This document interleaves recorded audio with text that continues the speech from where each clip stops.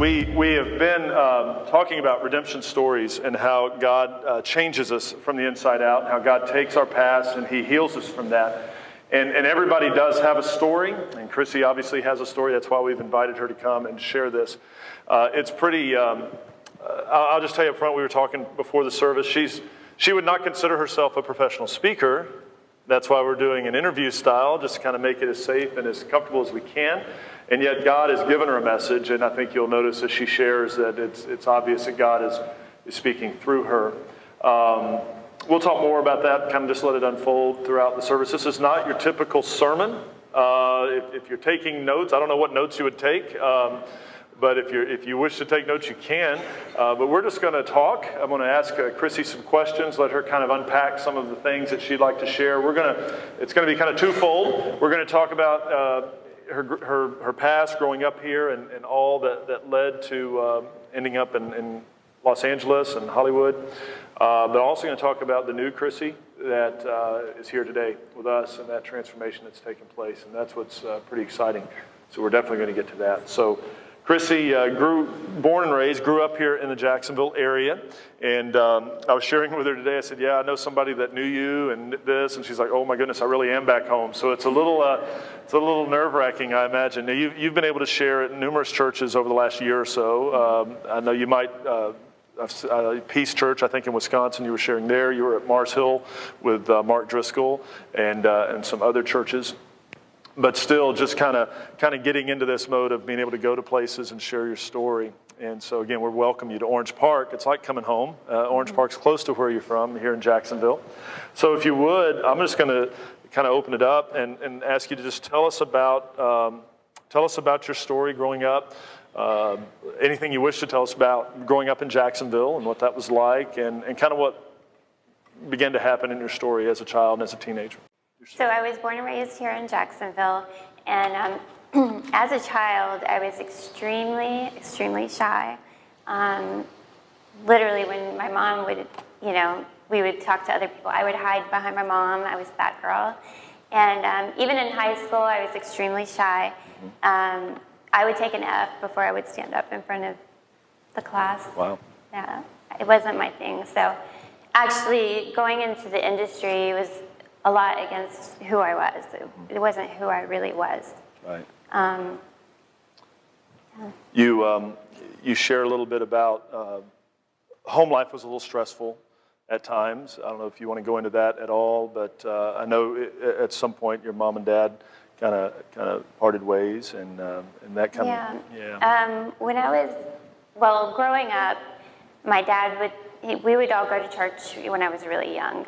It's in elementary school, but eventually my dad got kicked out of the church because he would stand up and call the pastor out on what he was teaching, and then he started drinking. So even though he would still teach us the Bible, but he was usually drinking. So it was a little confusing.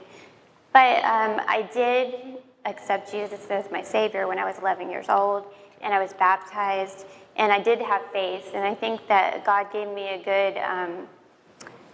He gave me good discernment with knowing what was actually true and what my dad was kind of manipulating. Right. Right. But you grew up in church. You have a story similar to a lot of people in our community that have a church background. I mean, we're in the Bible Belt, so there's that church connectivity there. So you're saying that as a child, church was really a part of your life. Mm-hmm. It may have been a little skewered because of some things going on with your dad, but you came to know Christ at age 11. Mm-hmm. And that might be, that might be eye-opening to some, going, "Oh my goodness, how did that happen at age 11?" So we'll get to what happens later on, about 5 or 6 years ago. Mm-hmm. But so at age 11, as a young girl, that's probably fifth or sixth grade, mm-hmm. And you're very shy. So being a very shy young lady and sitting in front of this crowd speaking is just perfect, right? It works well. But so then you enter into junior high, middle school, high school years. Tell me about your adolescence as that kind of, you stepped into that. Well, my parents ended up getting divorced when I was around 11, okay. Not long after I was baptized. And my dad kind of ran away with my brother and I to another city. So he moved us to Orlando, basically ran away with us. And I lived with my dad for a little while. And he was, drinking, and we were very, low income, and he drank most of the money that he made. And that was really stressful. My mom would come and visit on the weekends for a while, and then she just stopped coming because it was too chaotic. And actually, when my parents got divorced, I was very happy that they got divorced. I was very relieved because I felt like I just couldn't stand seeing my mom being abused and everything by my dad. So I lived with my dad when I first started middle school. Mm-hmm. And when I was about to go into high school, I ended up moving in with my mom because I thought that would be more stable. And I thought since I was becoming a woman, I should be with my mom. So I moved in with her, and she had remarried, and that family dynamic was a lot different.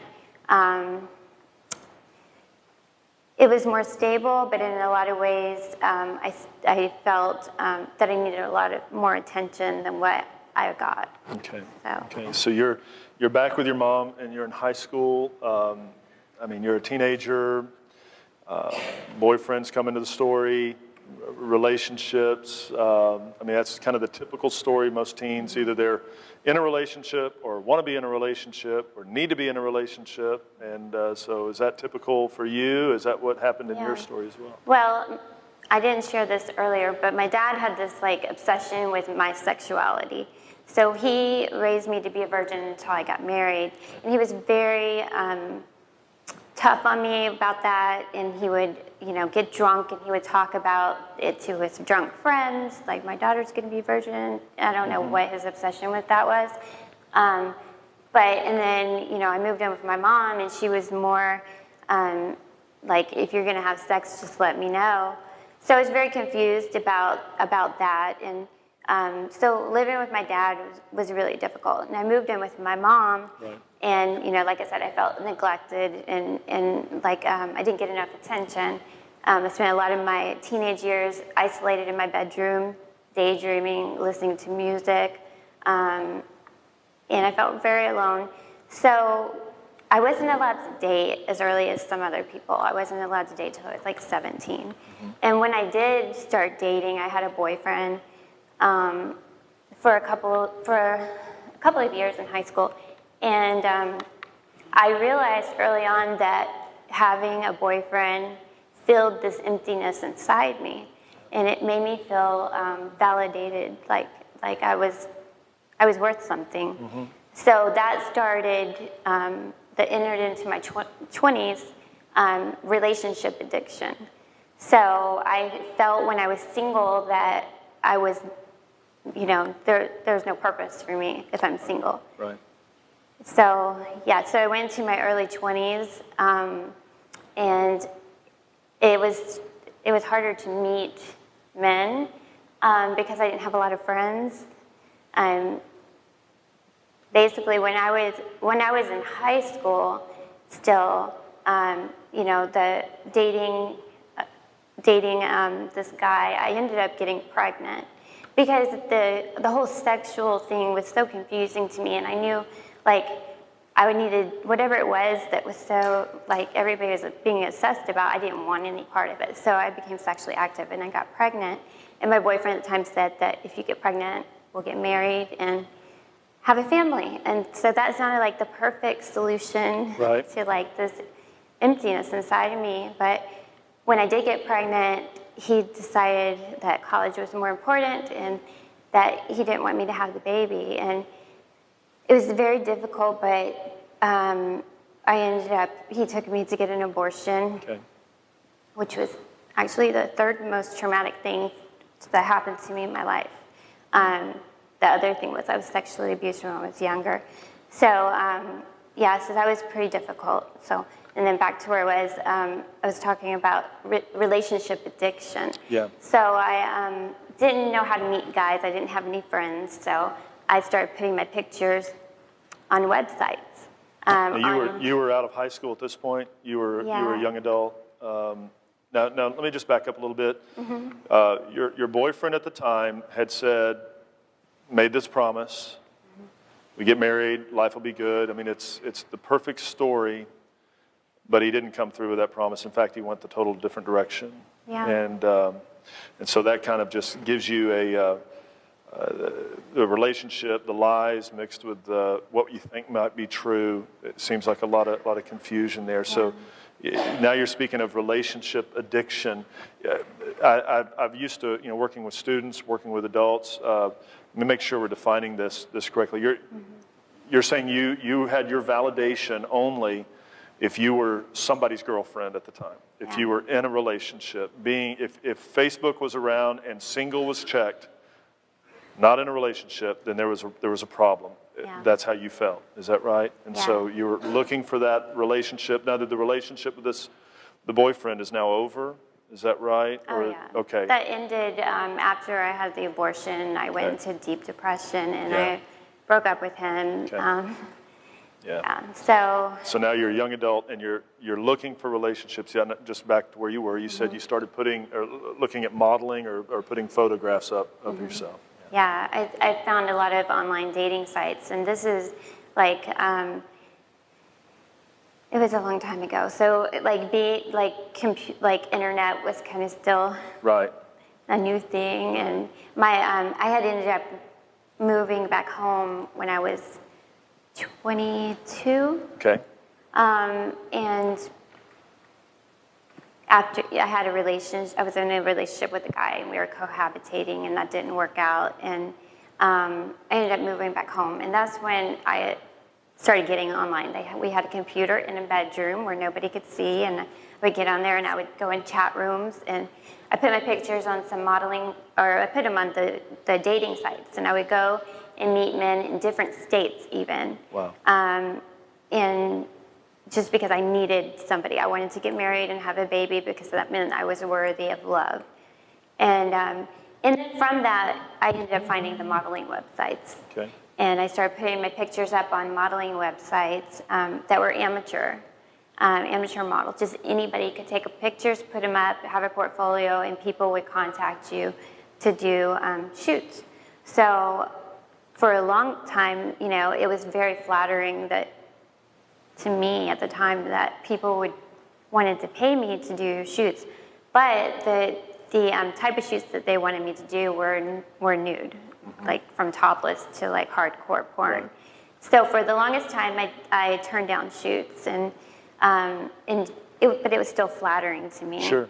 And after one really bad breakup, and I felt really down, I ended up taking my first shoot. Okay. And so all those relationship issues, the relationship addiction, a lot of lies about sexuality, and mixed messages kind of just pile one upon the other, and here you end up in this online dating site. It's probably not christianmingle.com, right? No, however, I did do that one. You do? Okay. Well, it was a different day, right? So in those websites, or on those websites, you found, and it's amazing how people through the internet, they probably don't always tell you the truth. I don't know. It's just a thought, right? So there may be you're meeting people in different states that you meet online. Yeah, and a lot of these people were not who they said they were. What? Are you serious? So that guy that's on the internet that looks like Brad Pitt looks more like an armpit when you see him, right? So you're meeting these guys, and there were probably, we talk, we hear about stories, people that make up false personas. They're married and they're not online. So you end up with all these stories that kind of just come out as well.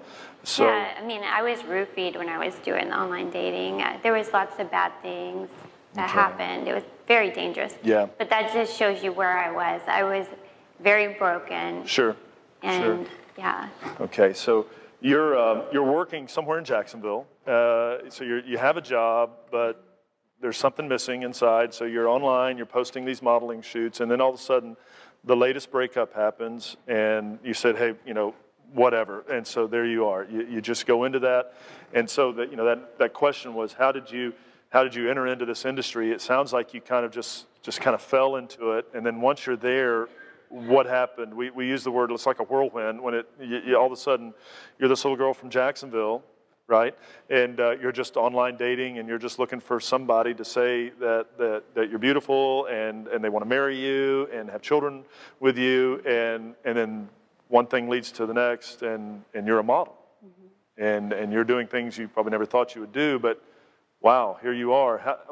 What happened next? How did you ended up, you didn't stay in Jacksonville, so what happens next? Yeah, well, I did a lot of cohabitating. So while I was in the industry, I lived with one guy, and he, shot pictures of me. And that kind of followed me throughout the industry. Anybody I dated was a part of it. Okay. They would do the pictures, they would have take my money, and So you ended up in California at that point? Yeah, I ended up going to California with one of the boyfriends. He was abusive. He actually reminded me a lot of my dad. Okay. And I never thought I would get involved in an abusive relationship, and especially not for 3.5 years. 3.5 years of the 6 years I was in the industry, I dated this guy. We basically moved across the country together. And, these extreme behaviors were part of who I was at the time, because I didn't feel like my life had any meaning. So I left my job here in Jacksonville one day and just moved across the country. And and then living out there, things escalated. I started doing more shoots, started getting a website up, and things started taking off in that industry. But my goal wasn't to be famous. Mm-hmm. And sometimes that's the case with other women. They want to be famous. All I wanted was to feel loved, and anything could keep me going. Yeah. At that time. So you're in California. Your boyfriend is setting up your website and or taking photos, and everything's semi-normal because you're in a relationship, but you're addicted to that relationship. That's why you're sitting here kind of reminiscing, going, how did I stay in a relationship for 3.5 years with a guy that was so abusive, and yet you were addicted to the relationship as much as you were to him, it sounds like. But so he puts the website up, or the websites are there. Well, it was already up. Okay. I started it in Jacksonville. Okay. But with each person that I dated, things got a little more into it. Okay. They would, I guess, looking back, I can see that they didn't love me. Right. At the time, I thought that this is what I had to do to be loved, is to use my sexuality.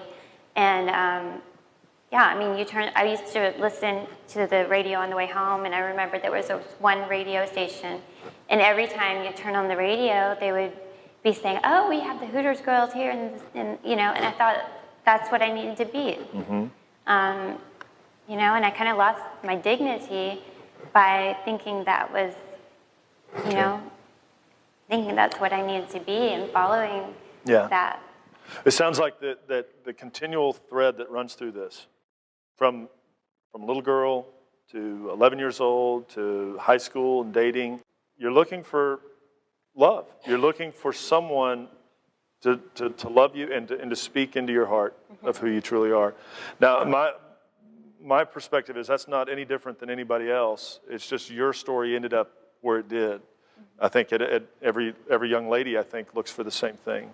I think young men are also looking for some answers to some questions as well. And so the world really offers some options. They just tend to be false answers that don't last, it sounds exactly. like. So. And, after my parents divorced,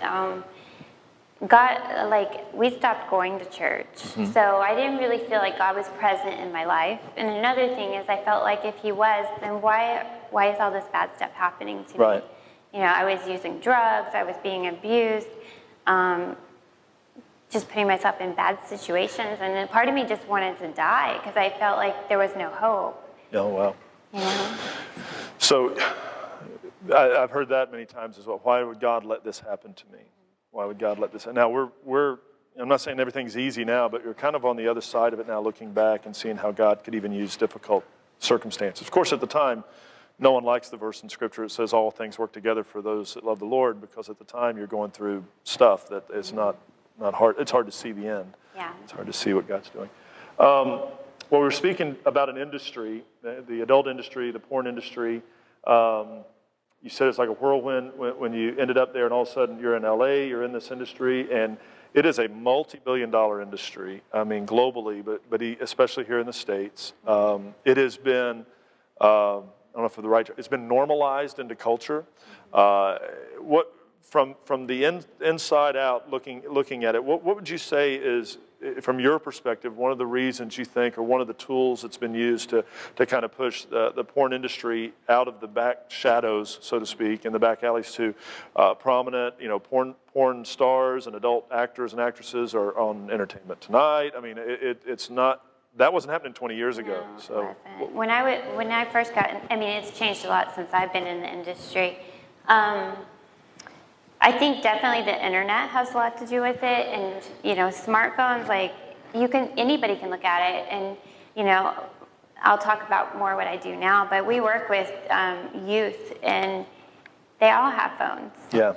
So it's very common for a child to get addicted at a young age. Yeah. But yeah, I think the internet has a lot to do with it. I think music has a lot to do with it. Sure. That was very influential to me. The music was? Yeah. Okay. Music was, Yeah. always. I don't know why, but that was just, my thing. Mm-hmm. Well, and I mentioned, you mentioned the internet being a powerful tool. Let's go ahead and just clarify some things now, so to make sure you get this, because I've already had messages from church members. Good questions. If this is Crissy. She's got a new story. She has one internet site. If you Google her name, you're going to find more than one internet site.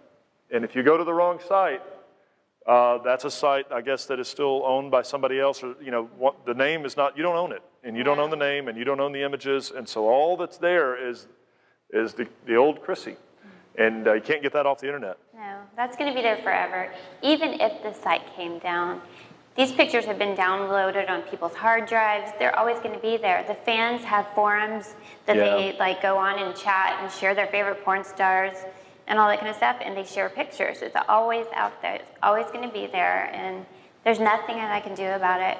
Wow.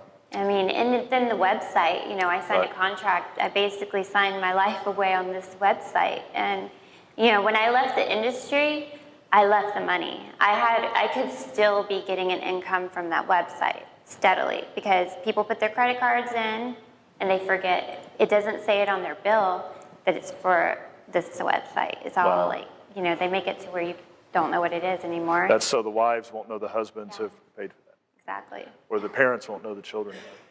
So here's the website. newcrissymoran.com. That's the only website she has. That's the only one you should be able to get through our filters to. It's the only one, if you're looking for what she's doing and her story, that's the only one that you should look at. Any other website with her name on it is not hers. And as far as Twitter, it's the same thing. Her Twitter account is I am Crissy. And that's Crissy without an H, so Crissy. And so any other Twitter account, because Twitter is probably as unfiltered as anything out there. And so, Twitter has as much as anything else. And then, so Facebook is the other one. And there's only one Facebook page. And so if you're a fan or if you like a Facebook page, the only Facebook page is Real Crissy Moran. And so you need to be aware of that. And we understand the attraction and the addictive aspect of the internet. The internet is just a tool, but it's not just Crissy; it's all those sites. And there's a new one up every day, I'm sure. So they're just flooding the internet with that, and you won't even have to be searching, and you'll find it. They'll just hit. But let's go back to this, just briefly, because I know we have some students in here.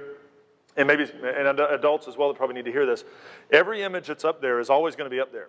Mm-hmm. Okay? So it's a good word to all the teenagers who have smartphones that are posting pictures on Snapchat, which they think isn't saved, but it is, which is an incredible voyeuristic app for your phone.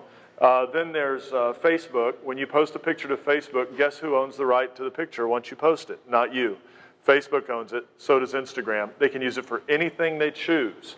So once an image is uploaded, be careful. Just know that it may not be images that she had uploaded, but they're not yours anymore, because once it's there forever. Mm-hmm. Even if you delete it from your account. It doesn't really delete it. And so a little FYI for internet usage and for just some safety aspects regarding that.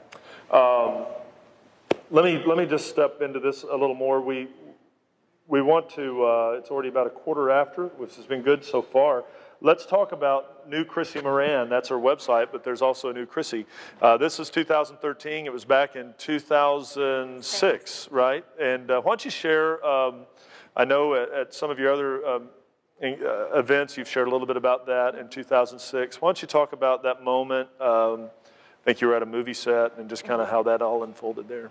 Yeah, I was dating somebody who worked in mainstream movies, and I have gone to the set with him a couple nights before. He was out of this. He was in Albuquerque, and it's crazy, but I always thought that even if I was in the industry, that my boyfriend should be faithful to me, because of the stuff that I didn't work with men. And a lot of them, you know, they liked that I was in the industry.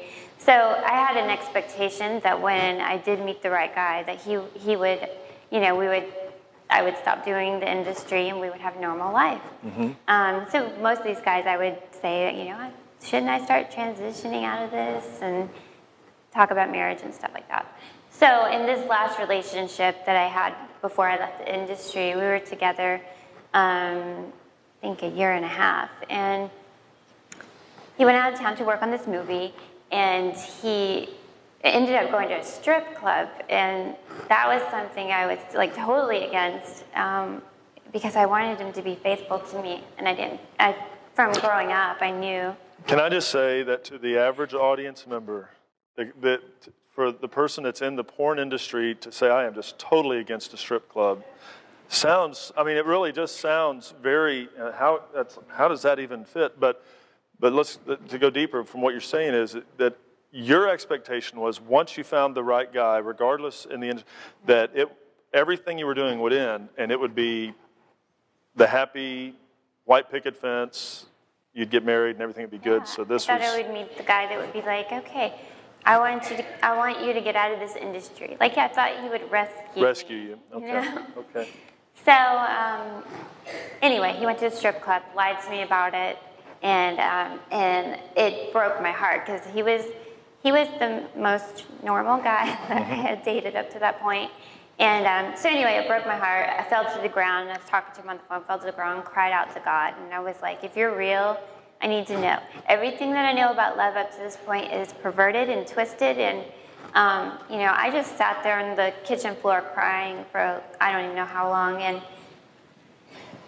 it really broke my heart. And a couple days later, I went out to where he was on a movie set, and he wanted me to come out. He felt really bad because he lied to me about the strip club and everything, so he wanted to make things right.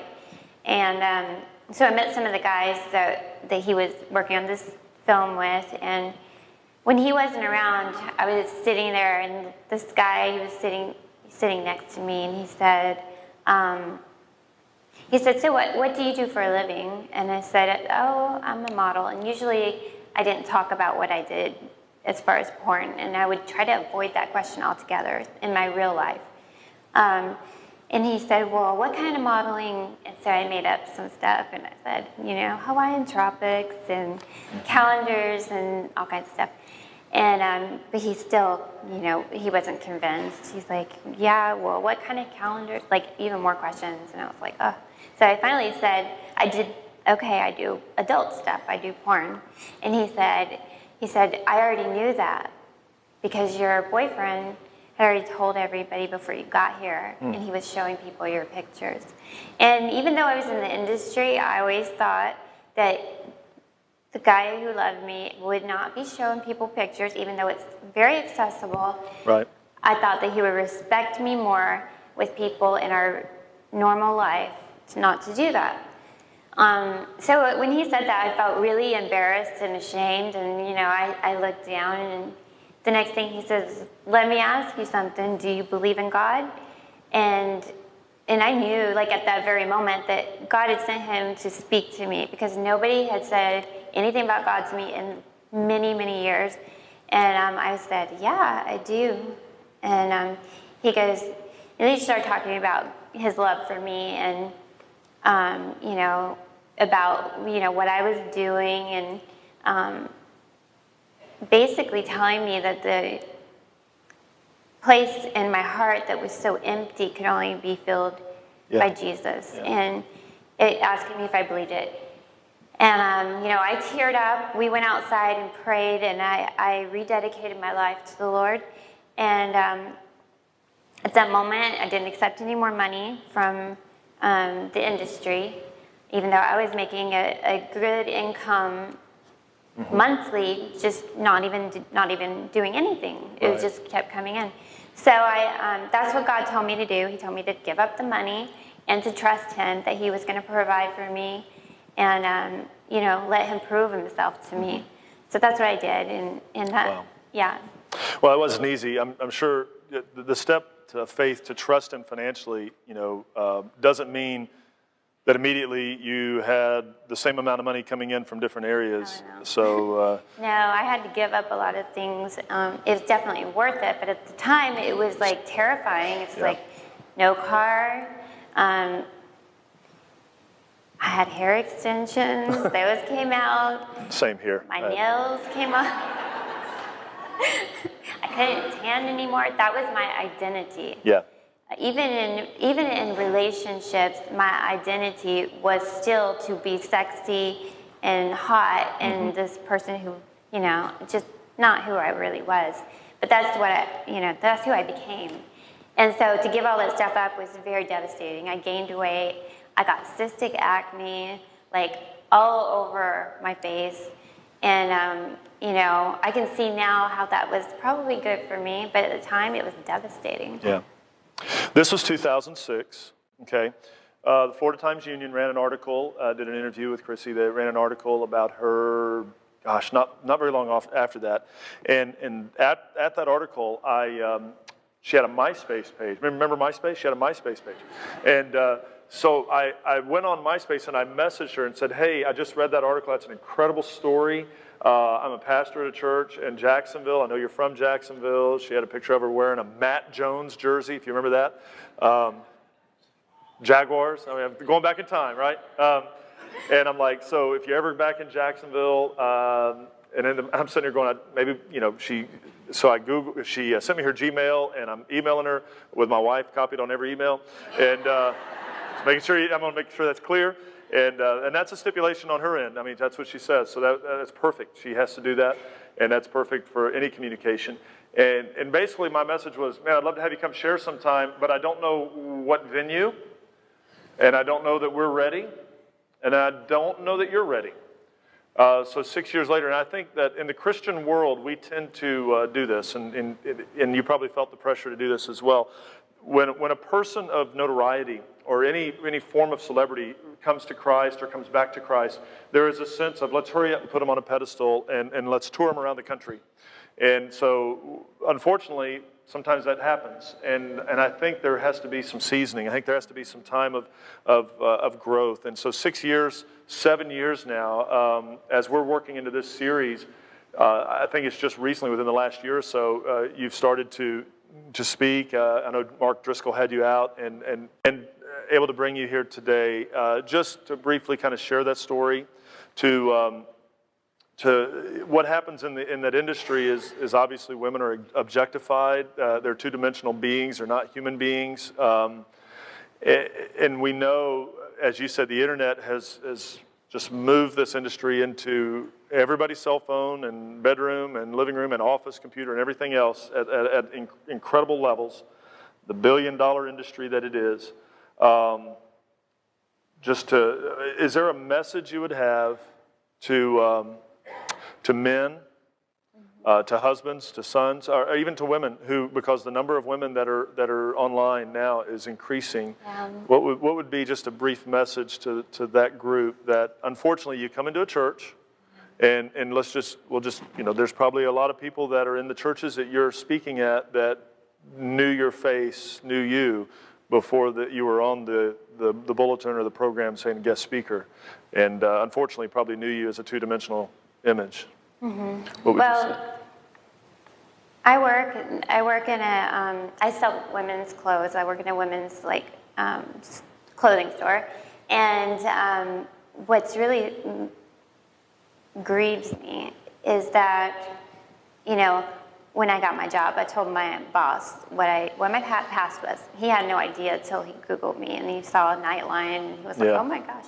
But the girls that I work with, they're in college, and each one of them they found out, and they think my past is the coolest thing ever, and it just breaks my heart. And one of the girls a couple days ago, she said, we were like in another section of the store where nobody was, and she's like, I need to ask you a question. She goes, but it's gonna get weird. It's gonna get really, really weird, really quick. And I'm like, okay.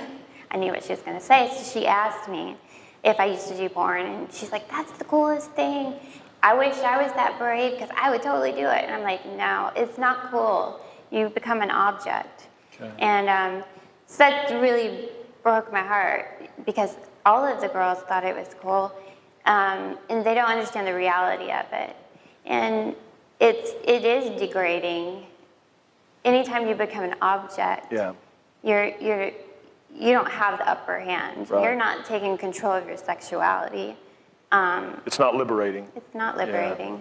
Yeah. I think as Driscoll said, it was some really astronomical percentage of women in the industry would get out if they could. Mm-hmm. If they could give up the money, if they could give up, if they had any other option, they would get out. Yeah, it becomes a trap. Yeah. It really does. And I would also say to the women that you do not have to have a man to be worthy of love. That was a big mistake I made. You didn't need a man to validate you. Yeah. Yeah. Okay. No. Now, once you come to understand that you don't need a man in this relationship addiction to validate you as a woman, then God in His sovereignty brings a man. Mm-hmm. And last May, you now are in a relationship. Not just a relationship, but you're married, so congratulations on your marriage. Last May, you're not living in California any longer, and you're involved in a ministry. You're selling clothes. You're almost all those things you said that you wish you had, that you thought would happen. It seems to be systematically falling into place. But your husband was not able to be here today, but he's back home, and of course he knows who you used to be, but he also knows who you are now. And our relationship didn't happen overnight. God had to do a lot of work on me. I was not ready to be in a relationship, and it was like people would tell me that. I would be like, you don't know what you're talking about. Right. I'm ready to be in a relationship. I'm ready to get married and have kids.